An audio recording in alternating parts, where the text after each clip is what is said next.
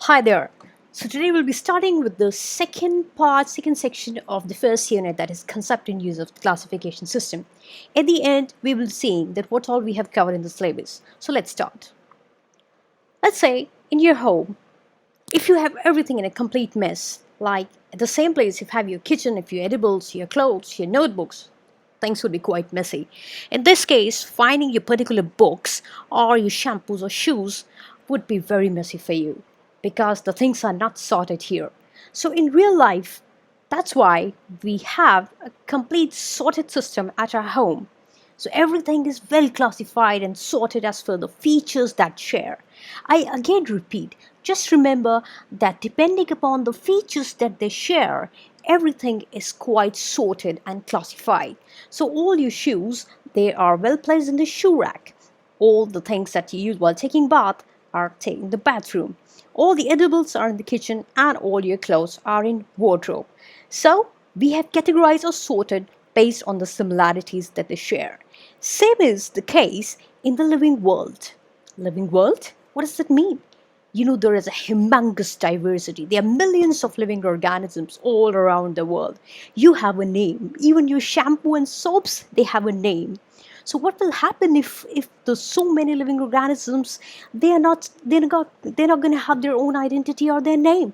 What will happen to this innocent animal who is saying, who am I? So the basic target over here is that we need to identify each and every organism. We need to name them. That is important. And after that, based on the similarities they share, we're going to keep them in a particular group. So as the chapter is all about classification, so it's important for you to know what was the need for the classification. So classification is nothing. Remember, this is the sorting and arranging of organisms in a systematic order on the basis of these similarities and differences. Again, I'm saying on the basis of the similarities and differences, we'll be sorting and arranging the organisms in particular groups. So you all must have heard about the word taxonomy. Taxonomy has a Greek origin, and the word itself says Texas and nomos. As I said, it has a Greek origin, where the Texas means order, and nomos means it is a science or a law. So it's quite clear from the word, you need not to cram it. Taxonomy means orderly, it's a science or it's a way how we are orderly arranging the organisms in the group. So this is simply categorization for organisms, in which we basically have to identify an organism. For example, you go to the supermarket, you just find a shampoo, you identify it must be having a name, and then after coming back to home, you just keep it at a design, keep it in the bathroom, wherever the utility is. So basically over here we'll be identifying, we'll be naming it, and then we'll be classifying it or putting into the group where it actually belongs based on the similarities they share. So when we say binomial nomenclature, it's quite simple. Just remember, it's a way how scientifically you will be giving a name to a particular organism. So assigning a biological or scientific name to an organism is binomial nomenclature. In detail, surely I'll explain. Let's say I have an example for you. You're a very good Bashari. Only Arabs will be able to understand. You're a very good Manav. Indians can understand. You're a very good Ninjan. Trust me, even the pronunciation is quite difficult for me. Japanese can understand. Okay, you're a good human. Now I think the people who understand English, they can understand that I'm saying, see, we are a very good person. So what's happening over here? We can see that we have different nations, we have different communities who speak different languages. So it would be a complete mess. There would be a big confusion that if we have this organism A, then how are you going to call it? You're going to call it in a way Arabs call, you'll be going to call it in a way Indians call, or in English. Therefore, to avoid this kind of confusion, scientists decide that we will have one system that is internationally accepted throughout the world, and whichever land you are from, the scientific name will always remain same. So you can have different local names for the particular organism, but that organism is going to have a single internationally accepted scientific name. So this is binomial nomenclature. Binomial nomenclature means by means two, means the scientific name that is internationally accepted throughout the world is gonna made of two parts.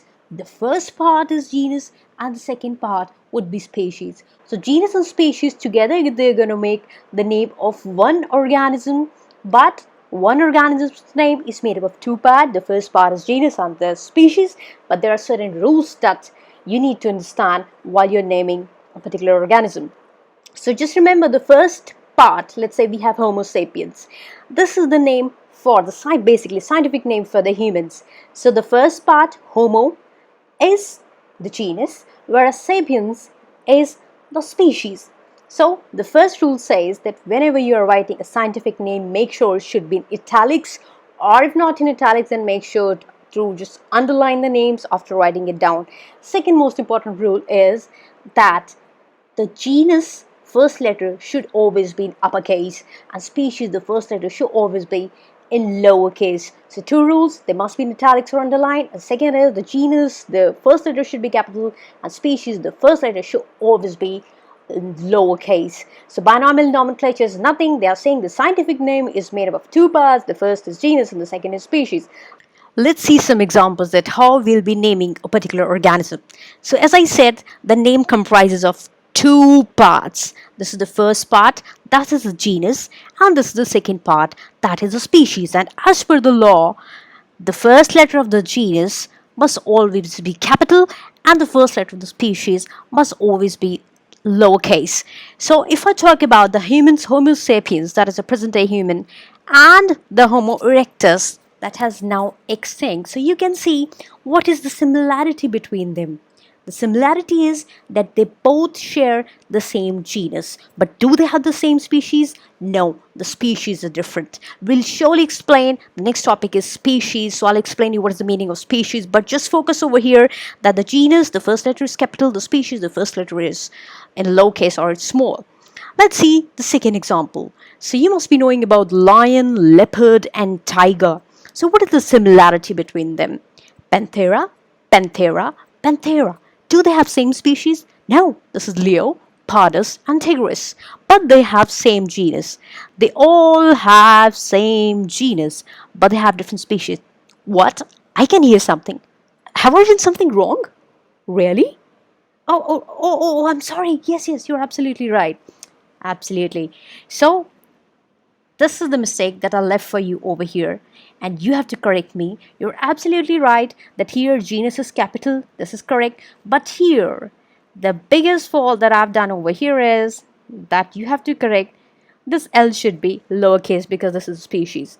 The second fault over here. Here, the genus, this P should be uppercase or capital.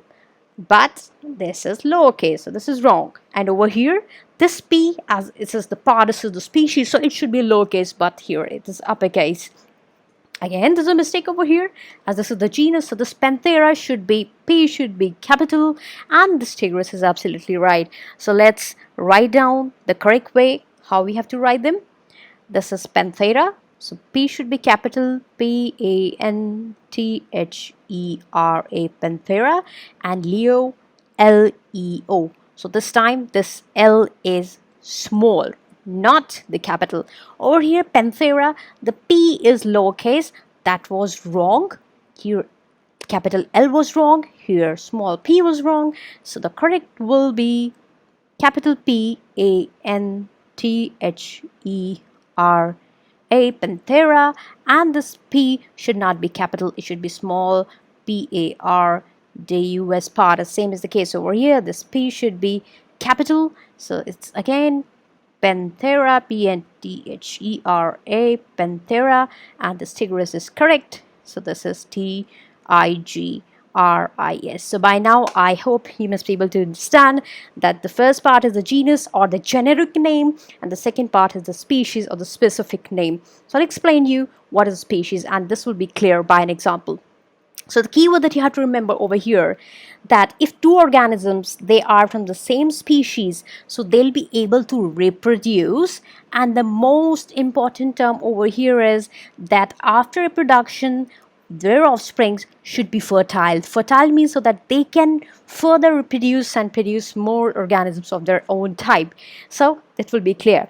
So here you can see we have horse, we have donkey. What is the similarity? Horse and donkey, they have the same genus. Can you see equus and equus? Yes, they have the same genus, but do they have same species? No, they have very different species. One is horse is Cabalus and the donkey is Asenus. So the horse and donkey, they have the same genus, equus, but they have different species. So as stated in the definition, that two organisms of the same species, they can reproduce and they can produce the fertile offspring. But let's see what happened over here. You must have heard about mule. Mule is a cross between a horse and a donkey. But ma'am, horse and donkey, they don't belong to the same species, so how they can reproduce? Absolutely, you're right. But see the condition of mule, that the mules are sterile. So they reproduce, but they didn't produce a fertile offspring. That's why I'm again and again focusing on this.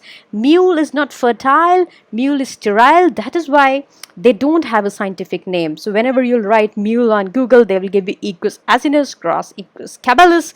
They are not forming any species because they cannot produce the young ones of their own type. A mule can't produce mule. They don't have a scientific name and they are sterile. They can't produce the offspring. This is the problem. Like if two organisms that are of different species, they produce babies, so their babies will not be fertile.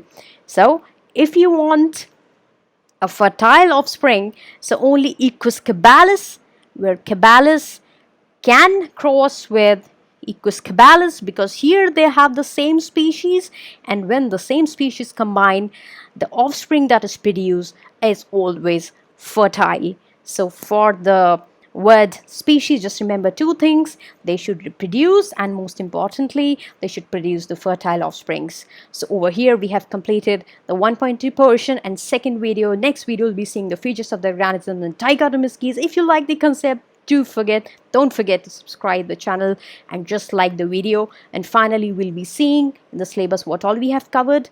As promised, we'll be marking each and everything. So we know that classification we have done, and classification is like classifying the organisms into group based on the features and their similarities and differences. We know what is species, so two keywords you have to remember is they should reproduce. So the most important term is they should reproduce, and second is they should produce fertile offspring. Like horse and donkey, they produce, they were not fertile. And last was binomial system. Bi means two, that any scientific name comprised of two parts. First is the generic name or genus, and the second part was a species. And this binomial name or the scientific name is internationally accepted to all the lands, to all the countries. This is a scientific name. It has two parts: genus and species. Thank you. Hope to see you in the next video. Till then, take good care of yourself and don't forget to like the video. Thank you, everyone.